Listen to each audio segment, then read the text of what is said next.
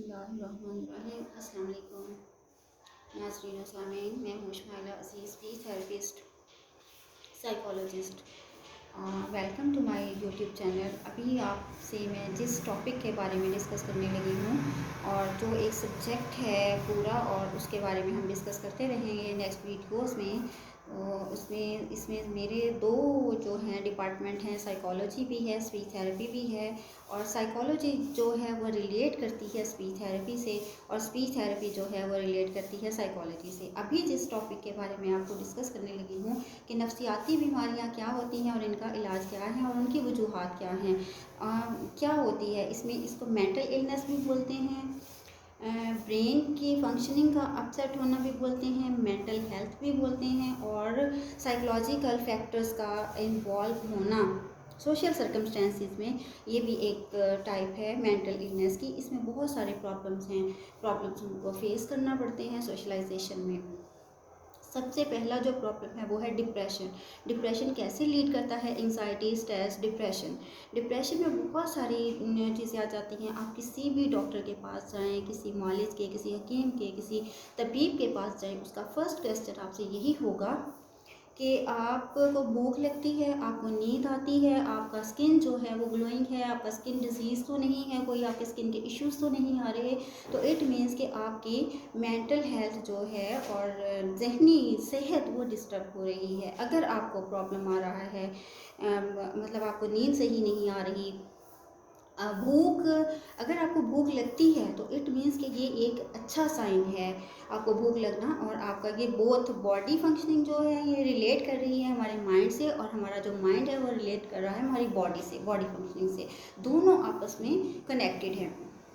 इसके बाद आ जाता है कि हमारा माइंड जो है एक जगह पे एक ही पॉइंट पे स्टक नहीं रह सकता। अगर आपका माइंड एक ही पॉइंट पे स्टक हो रहा है और बार बार आपको एक ही किस्म का ख्याल आ रहा है और आप सोच रहे हैं कि मतलब उसी कंडीशन में रहना आपको अच्छा लग रहा है, तो इट मीन्स कि आपकी जहनी हालत ख़राब हो रही है। इसी में ही आपको सोल्यूशन मिलता जाएगा, इसी में ही आपको सिम्टम्स मिलते जाएंगे, और इसी में ही आपको जो है कॉजेज़, वजूहात वो पता चलती जाएंगी कि साइकोलॉजिकल कॉजेज़ क्या होती हैं किसी भी डिसऑर्डर को लेकर के।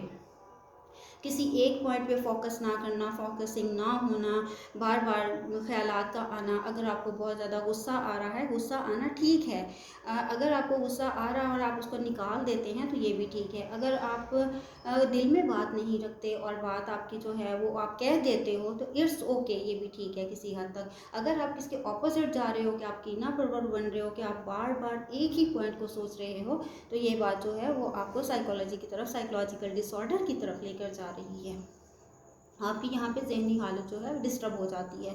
और सेकेंडली आप इसमें ईगोइस्टिक, इसके ऑपोजिट आप ईगोइस्टिक हो जाते हैं। किसी की बात ना मानना, किसी की बात को प्रेफर ना करना, उसको चीज़ों को, वो पर्सन भी डिस्टर्ब हो जाता है। आप तो ऑलरेडी डिस्टर्ब है ही हैं, आप अपने एनवायरनमेंट को, अपने लोगों को, चीज़ों को, बहुत सारी बातों को आप डिस्टर्ब कर रहे होते हैं। सेकेंड आप आ जाता है कि एडजस्टमेंट इश्यूज़ आ जाते हैं। इसमें किसी भी पॉइंट को लेकर के एक जो नॉर्मल और हेल्दी माइंड होता है वो कहीं पे भी जाके किसी भी कंडीशन में, किसी भी सिचुएशन में एडजस्ट कर लेता है। वो एडजस्ट करने की पावर उसमें होती है। इसके अपोज अगर जहनी सेहत, जहनी सलाहियत आपकी अच्छी नहीं है, आपको किसी भी किस्म का स्ट्रेस है, या किसी भी कोई भी आपको जहनी बीमारी है, या किसी भी किस्म के आपको बार बार ख्याल आ रहे हैं, तो आपका एडजस्टमेंट कहीं पे भी जाके आप एडजस्ट नहीं कर पाते। बेशक वो सोशल सर्कमस्टेंसेस हों, आप तन्हाई भी, आपको आप अकेले रहें, अकेले भी हों ना, फिर भी आपको वो पॉइंट जो है वो चीज़ें जो हैं वो डिस्टर्ब करती रहती हैं। फिर आप घूमने फिरने लग जाते हैं, फिर बाहर जाते हैं,